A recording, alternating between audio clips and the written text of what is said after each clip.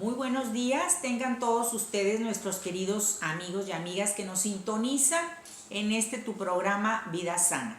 Estamos muy contentos de saludarte, comparte estos programas en tus redes sociales y estamos examinando una historia por demás interesante. Estamos viendo el libro de Jonás. Es un libro muy corto, solamente son 4 capítulos, pero está cargado de enseñanza, de significado y de mucho ejemplo de cómo tenemos que seguir nuestra vida cristiana. Y bueno, estamos examinando el capítulo 2, terminamos casi el capítulo 2, un capítulo muy dramático porque nos narra la estancia de Jonás el profeta en el vientre del gran pez. ¿Sabes? Este gran pez no se nos dice de qué especie era, no se nos dice qué tipo de pez era, pero debe haber sido un pez suficientemente grande como para engullir totalmente a Jonás y tenerlo ahí atrapado durante 3 días y 3 noches. Vamos a examinar algunas cosas antes de continuar con la historia. Vamos a retrasarnos un poquito al capítulo 1 y ver que en el momento en que se desata la gran tempestad en el mar, pues los marineros están desesperados porque ven que es algo furioso aquello y que la nave está a punto de sucumbir, de perecer y de hundirse en las aguas del mar Mediterráneo. Y entonces, bueno, se dan cuenta que hay una persona, un pasajero, que está dormido, que no está involucrado en el asunto de la tempestad, y van y le preguntan. Y bueno, echan suertes también, y la suerte cae sobre Jonás, y ellos no hallan qué hacer con esta persona. Él les declara que sirve al Dios verdadero, y sabes, pues esto les da más temor a estos hombres, a los marineros probablemente fenicios. Y bueno, Jonás debe haber orado en esos momentos y Dios le dio en oración, en mensaje, la solución. Diles que te avienten al mar y el mar y la tormenta se aquietará por completo. Entonces Jonás así se los hace saber y les dice: arrójenme al mar y la tempestad se calmará, porque todo esto ha venido por causa de mí. Dios está molesto conmigo porque no hice lo que Él me pidió que hiciera. De hecho, estoy huyendo de su presencia y bueno, todo esto es por causa mía. Entonces Jonás ora a Dios en estos momentos, no lo relata la historia, pero nosotros lo inferimos, y Dios le dijo cuál era la manera de salvar el barco. ¿Sabes? Jonás tuvo cuidado por todas las personas que iban en el barco, por los marineros, por los pasajeros, y entonces Él les revela la manera en que pueden salvar el barco. Esta es una dirección que Dios le da y Jonás la sigue al pie de la letra, y finalmente lo avientan al mar con mucho temor, con mucho sentimiento de culpa, pero no les queda otra. Después de intentar todo lo humanamente posible, lo avientan al mar. Y como había dicho Jonás, la tempestad se aquieta por completo. Y bueno, casi inmediatamente dice que Dios tenía preparado a este gran pez que va y traga a Jonás completamente. Ya en el vientre del pez, Jonás oró a Dios, no sabemos en qué momento, probablemente en todos los momentos en los que permaneció en este lugar tan de terror, tan de espanto. Y sabes, oró a Dios con arrepentimiento. Y aquí hay algo muy interesante que quiero comentarte. Jonás oró a Dios en el poder de los salmos. Te hemos hablado mucho acerca de orar con el poder de los salmos. Los salmos son oraciones que Dios ha puesto en la Biblia para que tú y yo nos tomemos de estas oraciones y podamos usar el poder que las respalda, que es un poder de miles de años. Así es que Jonás conocía muy bien los salmos. Aquí te quiero dar una clave. Él estuvo orando en esta situación extrema que le tocó vivir. Era una situación, una experiencia sobrenatural, pero además muy fuerte, muy única. Y Jonás estando ahí, atrapado, con su vida en peligro constante, ora a Dios. Y vamos a examinar un poquito la oración en el capítulo 2 o las oraciones que él hizo. ¿Sabes? La primera es en Jonás 2:2. Ve conmigo a esta parte y dice: invoqué en mi angustia a Jehová, y él me oyó, desde el seno del Seol clamé, y mi voz oíste. Aquí Jonás está tomándose de un salmo, que es el Salmo 18, versos del 4 al 6. Si tú vas al Salmo 18 te vas a dar cuenta que Jonás está tomando estas palabras, se sabía de memoria los salmos. Era usual que en el pueblo de Israel los profetas, los sacerdotes, la gente se aprendiera de memoria la palabra de Dios. En este caso los salmos, las oraciones poderosas. Y Jonás comienza su oración con algo muy poderoso. Dice: invoqué en mi angustia a Dios.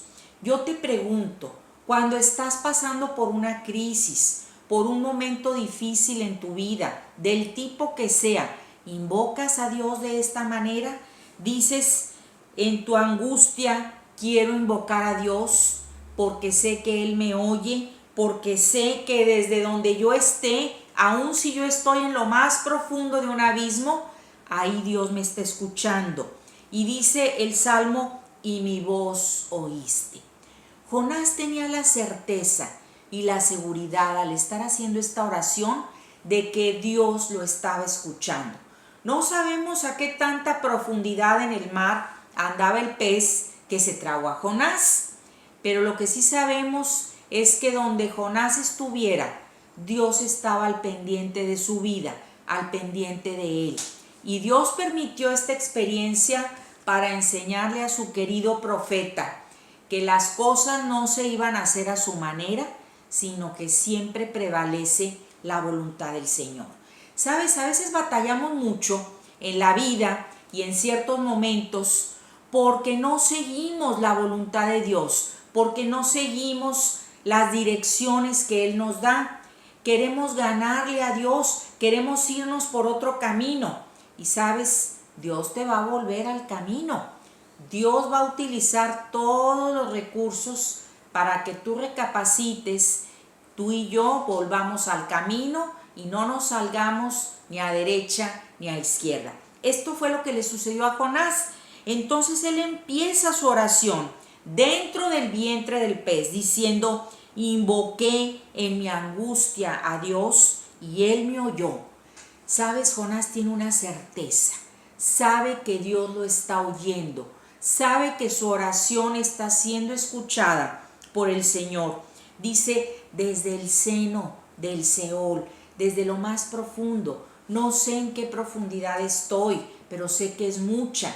Sé que estoy prácticamente en la muerte, en la tumba, en el lugar de tormento a donde van los espíritus. En fin, él se podía imaginar muchas cosas y él lo está diciendo en su oración. Dice: desde el Seol, desde el seno del Seol clamé y Dios me escuchó. Mi voz oíste.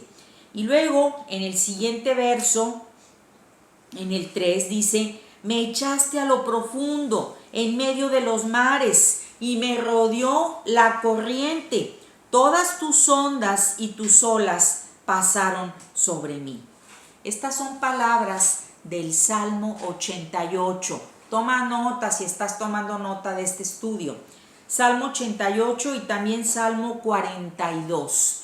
Aquí Jonás está utilizando en su memoria dos salmos que él se sabe de memoria y los está poniendo en su oración para que Dios lo escuche, para orar de una manera poderosa. ¿Qué nos indica esto a ti y a mí el día de hoy?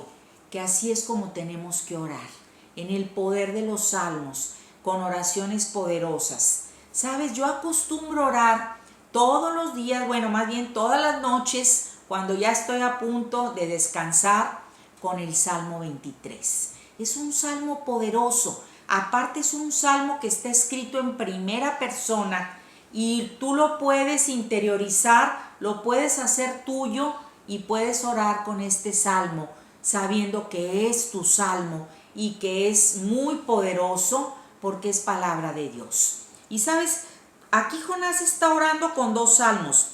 Bueno, con tres, ya vimos el 18, el 88 y el 42. Y entonces dice Jonás en el verso 3, que es en el que estamos, dice: estoy en lo profundo, no sé exactamente a qué profundidad, pero lo que sí sé es que estoy escuchando las olas, las ondas, el movimiento del mar. Probablemente tenía frío, probablemente estaba desconsolado y no sabía qué hacer porque sentía como en un elevador que bajaba y que subía, según estuviera nadando aquel pez grande que se lo había comido. Y sabes, en el verso 4, Jonás dice: desechado soy de delante de tus ojos, pero aún tengo esperanza. Dice: aún veré tu santo templo. Salmo 31, 22. Aquí Jonás está tomándose de otra promesa de los salmos. Dice: aún veré tu santo templo, estaré en él, tengo fe, tengo esperanza de que saldré de aquí y de que volveré al templo de Jerusalén a ofrecer sacrificios, a estar en paz contigo, Señor. Estas son las palabras de un hombre que está atrapado en lo más profundo del mar. Su vida corre peligro cada segundo que pasa, pero él está orando. Sabes, en cualquier situación que te encuentres, por muy devastadora que te parezca, necesitas orar. La solución de Dios es orar.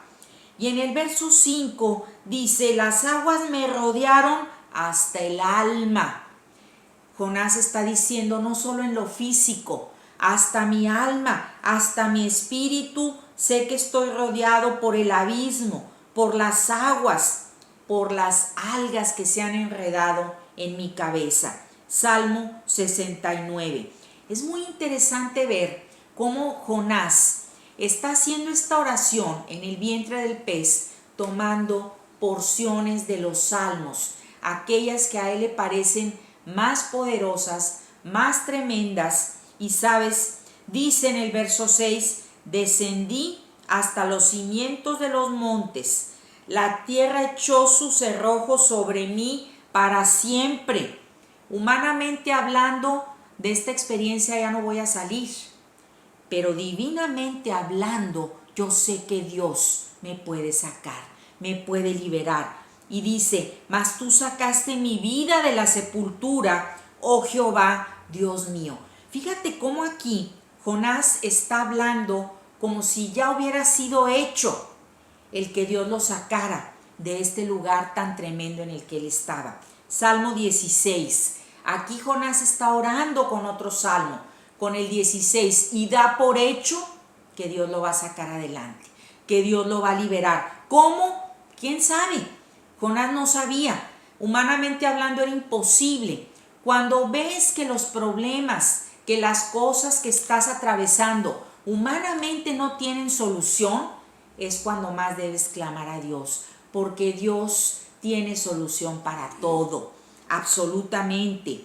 Y dice: cuando mi alma, verso 7, desfallecía en mí, me acordé de Jehová y mi oración llegó hasta ti en tu santo templo. Salmo 142, 77 y 18.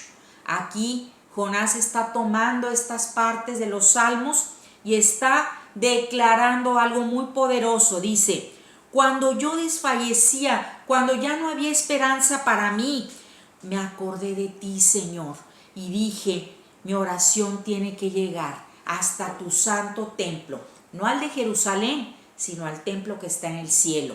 Y sabes, la oración de Jonás estaba llegando directamente hasta el templo de Dios en el cielo. Y dice: cuando mi alma desfallecía, yo me acordé de ti, oré a ti y mi oración llegó hasta tu santo templo.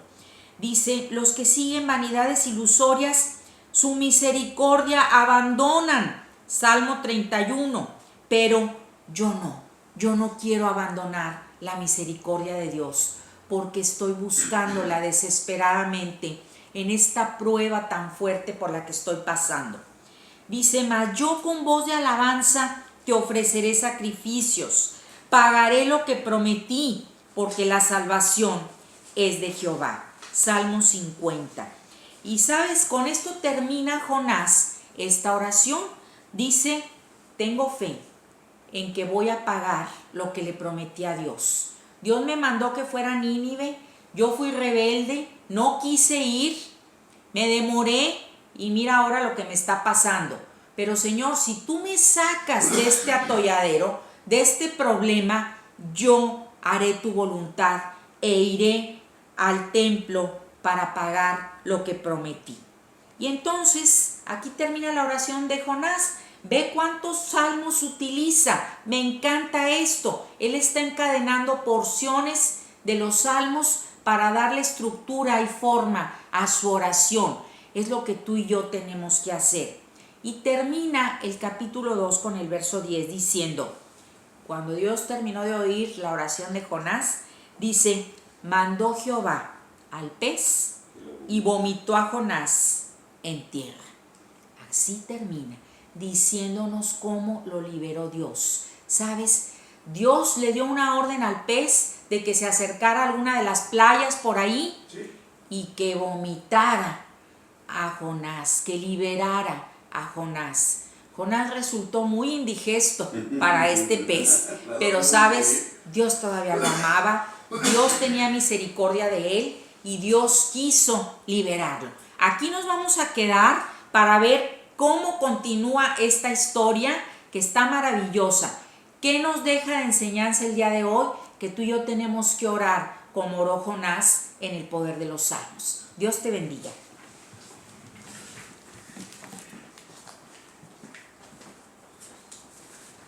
O sea que en el maxilar de la muerte hay esperanza. Totalmente. Y eso es cierto, Betty. Aún Jonás estaba en el maxilar de la muerte. Ya no había escapatoria. Humanamente, ¿no? Humanamente, no ella estaba, y esos 3 días de estar vivo, encerrado, sin ninguna esperanza de vida, la única respuesta fue orar a Dios. Y eso es lo importante. Fue la escuela de Dios. Fue la escuela de Dios. Para Jonás. Y para mucha gente que ahorita está sintiendo que vive en el maxilar de la muerte, que no hay esperanza, tu única respuesta es orar a Dios y Dios hará el milagro. Amén. Para los que están en diagnósticos de cáncer, Sí. para los que están en diagnósticos de COVID, para los que están entubados ahorita, para cualquier persona, Betty, que esté sintiendo que va a morir. Así como Jonás, que oren a Dios desde el fondo de su corazón. Yo creo que el que más estuvo en el maxilar de la muerte fue el rey Ezequías, porque Dios mismo le mandó decir al profeta Isaías, dile al rey Ezequías que en 3 días se muera, que haga su testamento, que ordene su casa, porque se viene conmigo. Y dice que se volteó hacia la pared de su recámara y lloró amargamente, lloró a Dios. Y Dios le concedió 17 años más de vida, si mal no recuerdo, o 15 años más de vida, así es. Y te digo, aún en el maxilar de la muerte, Dios puede sacarnos de la tumba del sepulcro. Dios siempre nos está escuchando. Siempre, siempre, siempre, siempre nos está escuchando. Y yo ahora quiero hablar de una de las enfermedades y problemas más fuertes de los últimos años, y se llama preocupación. La preocupación es un pensamiento o idea negativa de que una tragedia puede venir a tu vida, que viene de dentro. Es un temor en una inquietud que te roba la paz. Es una intranquilidad como una profecía en negativo de que te va a venir una tragedia y ya desde antes estás muy angustiado por lo que todavía no es. Pre significa antes de. Antes de que ocurran las cosas, ya estás como si estuvieran ocurriendo. Y ese es uno de los problemas más fuertes de la preocupación. Una es cuando viene de dentro y a otra es cuando te la están sembrando. Cuando te la están sembrando. Todos los medios de comunicación, todos los doctores, todos los políticos, todos los comunicadores te están sembrando una posibilidad de tragedia que te puede ocurrir.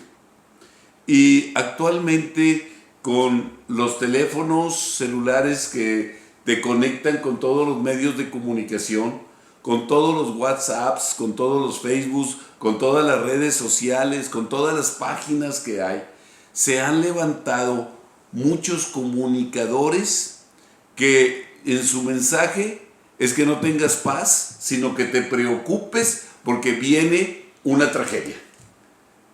Y el problema externo es que cuando te dan la información, tú dices, es cierto, y se empieza a hacer una realidad, porque todo mundo empieza a moverse en base a esa información.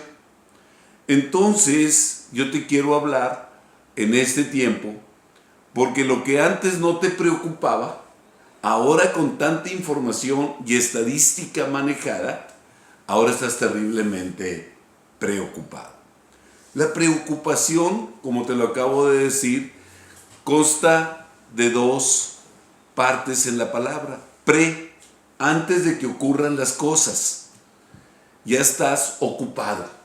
Pero lo que estás pensando en la preocupación no es que te vas a sacar la lotería o que vas a recibir una herencia o que te va a venir un éxito en la vida o vas a alcanzar tu sueño, sino estás preocupado porque ha surgido de ti un pensamiento o idea que te roba la paz, que te inquieta, que es un temor generalizado que te está angustiando.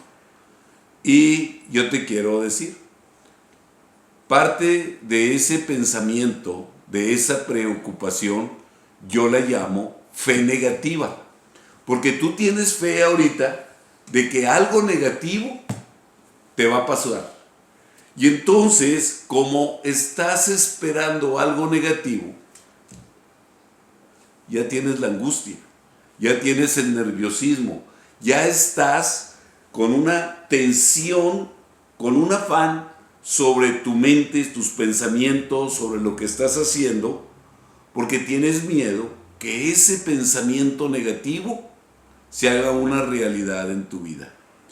Y como Betty y yo lo hemos enseñado, en la mayoría de las preocupaciones son pensamientos que en estadística o en probabilidad nunca van a llegar a nuestra vida, que lo más difícil es que lleguen, pero aunque no lleguen, con el solo hecho de estar atrapado por esa preocupación, ya en el área física se te agitó el corazón, ya las glándulas suprarrenales soltaron la cortisona, ya la adrenalina está trabajando en todo tu cuerpo y todo tu sistema inmunológico está en un estado de alerta que te está cobrando una factura de salud.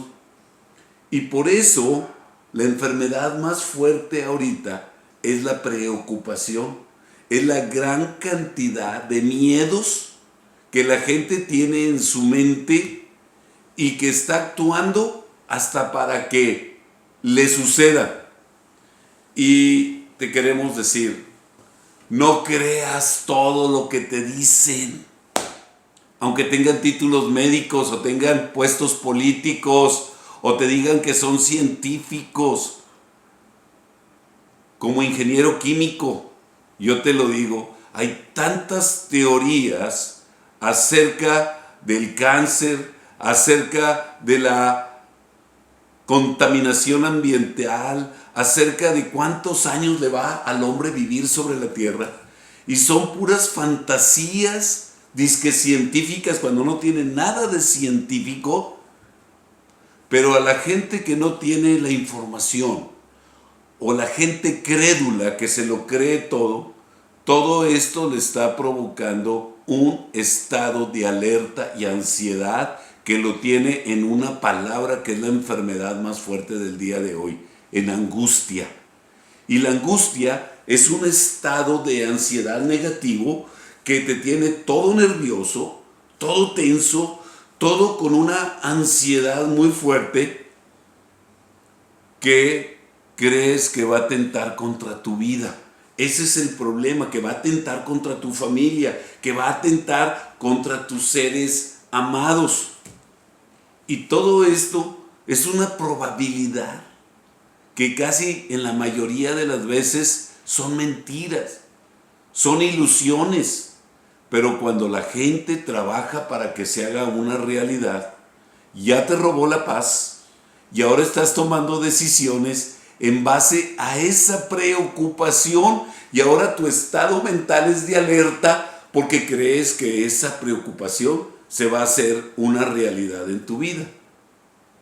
Y tristemente, la baja probabilidad de tragedia se transforma en una alta probabilidad de tragedia.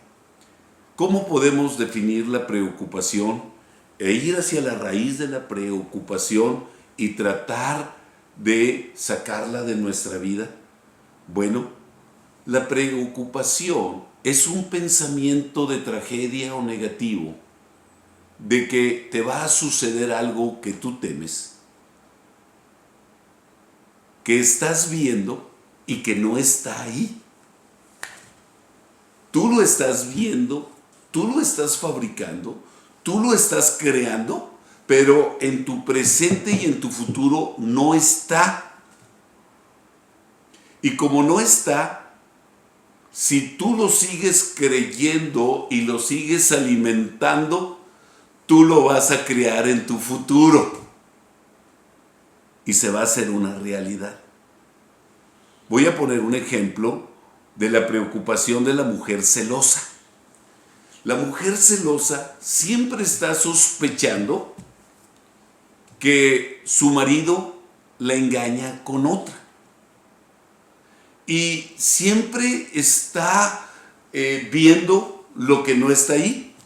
Y él le dice, no, yo te amo, yo te quiero. No, pero ella está viendo ya que él le engaña con otra mujer. Y es tan fuerte su situación que ante cualquier mujer que llegue a su vida, que pase por un lado, que sea guapa o hermosa, ella ya está sospechando que su esposo ya está clavándose con esta persona, y se vuelven agresivas, se vuelven violentas, el amor desaparece y suben los celos, y con los celos y con toda la actitud negativa, usted va a hacer que lo que no era una realidad pueda transformarse en una realidad, o aún divorciarse creyendo que él le engañó cuando él nunca le engañó. Entonces el problema que tenemos de la preocupación es que el mal que tú crees que va a llegar a tu vida, aunque no esté ahí, tú mismo lo haces una realidad con tu preocupación. Y la Biblia, tanto en el Antiguo como en el Nuevo Testamento, hay muchos ejemplos de gente que vivió en la preocupación y que la preocupación le cobró un alto costo en su vida, porque lo que no estaba ahí fue creado por su misma preocupación y miedo. Y esto es lo más tremendo. Mira, yo lo he visto vez tras vez en la vida de muchas personas. La tragedia que les espantaba, el miedo que tenían de que una tragedia sucediera en sus vidas, con una bajísima probabilidad de que esto ocurriera, antes de que las cosas sucediesen, para ti ya son una realidad y las estás formando en tu presente y te van a robar la paz, te van a robar tu tranquilidad. Va a hacer que la fe negativa empiece a formar forma y empieces a crear lo que nunca va a estar ahí. Entonces la preocupación casi siempre es un pensamiento que se ha levantado del interior o que ha llegado de fuera, que me está diciendo que en los días o horas o minutos presentes va a ocurrir una tragedia en mi vida. Y así hay gente que muere de un infarto porque vio que venía una tragedia. Gente que queda conmocionada, paralizada, aturdida, que causa accidentes porque una preocupación que no estaba ahí les hizo tener más prisa y descuidarse. La preocupación es un estado de alarma y ansiedad, de pensamientos que vienen a nuestra vida y no están ahí. Es como cuando la gente se sube al avión y siempre está preocupada porque tiene miedo que el avión se vaya a caer. Y si de repente hay un viento o hay una situación donde empiezas a brincar y se prenden las luces de alarma, abroches el cinturón y pueden pasar situaciones alarmantes, hay gente que ahí ya está infartándose por algo que todavía no ocurre. Hay una probabilidad de que ocurra, pero la mayoría de las veces no ocurre. Y te lo dice alguien que ha volado miles de veces, porque son miles de veces las que me he subido en aviones y todo. He tenido sustos grandes, he estado en aviones a punto de caer, se han caído aviones aterrizados muy mal, nos hemos puesto, pero yo siempre estoy confiando.